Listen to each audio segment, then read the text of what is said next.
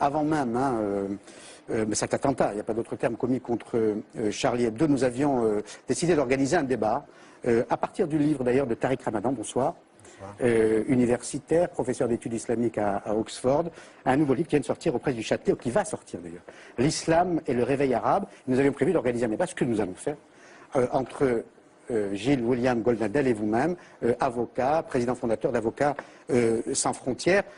Donc on va en parler, mais je voudrais avoir votre réaction sur l'incendie des locaux de Charlie Hebdo et surtout les menaces. Bah écoutez, elles sont claires. Les menaces, il faut les condamner. L'incendie, il faut le condamner. Toute atteinte à la liberté d'expression, il faut la condamner, sans condition. Donc ça, je le dis et je le répète. En ayant deux débats.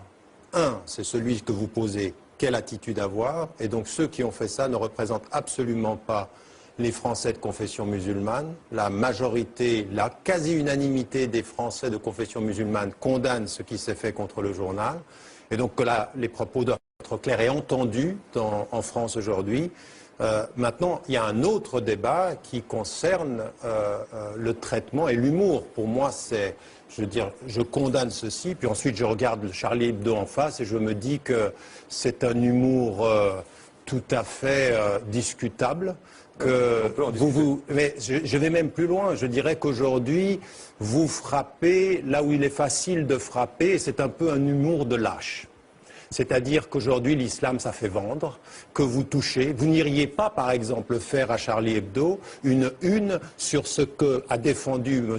Goldnadel, un avocat, lorsqu'il est intervenu contre une chaîne publique française, contre la liberté d'expression des journalistes, en disant que c'était absolument scandaleux de couvrir ce qui se passait en Israël de cette façon-là. Monsieur Ramadan, non mais laissez-moi terminer. Juste un point, c'est pour vous dire que autant il faut avoir une position de principe ferme, intellectuellement, et ça vous devez l'entendre, ce que vous êtes devenu, Charlie Hebdo, n'est pas ce que vous fûtes. Ce que vous êtes maintenant, c'est aujourd'hui dans le courant qui est tout à fait dans le sens de pouvoir alimenter jusqu'à ce que dit Marine Le Pen. Pour vous répondre simplement, parce qu'il parle de M. Goldnadel qui est juste là. Vous ne nous avez jamais menacé de procès, vous nous avez jamais poursuivi. Je le ferai jamais. Vous le ferez jamais.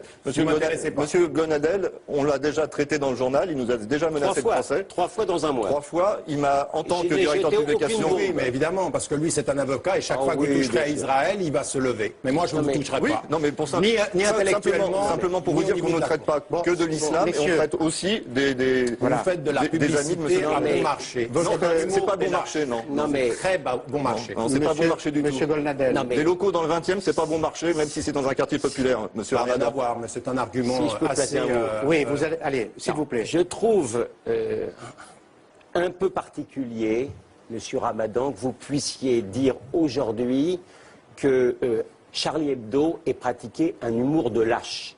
Parce que le simple fait de montrer la figure du prophète, c'est déjà prendre un risque. Le Christ, par exemple, que les musulmans... Pourquoi vous parliez du Christ? Pourquoi vous ne parlez pas de l'État d'Israël et de votre façon d'aller contre la liberté d'expression, monsieur? Pardon. Vous voulez que je vous parle de mon travail sur Israël dans Charlie Hebdo? Non, mais attendez, je vous explique les reportages que j'ai fait en Palestine, dans la bande de Gaza. Vous êtes allé dans la bande de Gaza forcer les barrages israéliens? Si je peux continuer quand même. Vous allez me dire que vous êtes devenu pro-palestinien. Si je peux continuer, c'est bizarre cette obsession sur Israël. Vous autorisez... C'est parce que vous êtes en face de moi. C'est bizarre. Vous autoriserez un avocat français de considérer qu'aujourd'hui, la religion la plus calomniée en France, c'est pas la religion islamique, c'est pas la religion juive, c'est la religion chrétienne. C'est ainsi. Alors si je le dis, j'ai encore le droit de le dire. Ensuite, vous avez fait allusion. C'est faux. Vous avez, bien sûr. Vous avez fait. Pardonnez-moi, mais la semaine dernière, nous organisions un débat ici même entre des intégristes catholiques et le directeur du théâtre du Rond-Point, Jean-Michel Ribes, parce que les intégristes catholiques critiquent très sévèrement la représentation du Christ dans une pièce. Je pensais par exemple au Christ plongé dans l'urine, l'histoire de Pisse-Christ. Il y a beaucoup de choses qui sont peut-être contestables, mais qui n'ont rien à voir avec jeter des bombes. Là où je rejoins... Mais comment vous savez que c'est des musulmans qui l'ont fait? Mais je dis simplement jeter les bombes. Vous le savez déjà? Et je dis qu'il n'y avait pas de quoi. Et je dis que c'est ces musulmans? Et je dis qu'il n'y avait pas de quoi fouetter ni un chat, ni un chien d'infidèle. Dans ce qu'avait fait Charlie Hebdo. Voilà la situation. Mais là où Comment pouvez-vous, vous êtes un avocat, comment pouvez-vous, devant autant de monde, faire semblant de ne pas entendre ce que je viens de dire? La condamnation, elle est radicale et totale. Vous l'avez entendu ça? Et maintenant, il y a une deuxième, c'est une deuxième question. De lâche. Et après, vous avez traité la victime de lâche.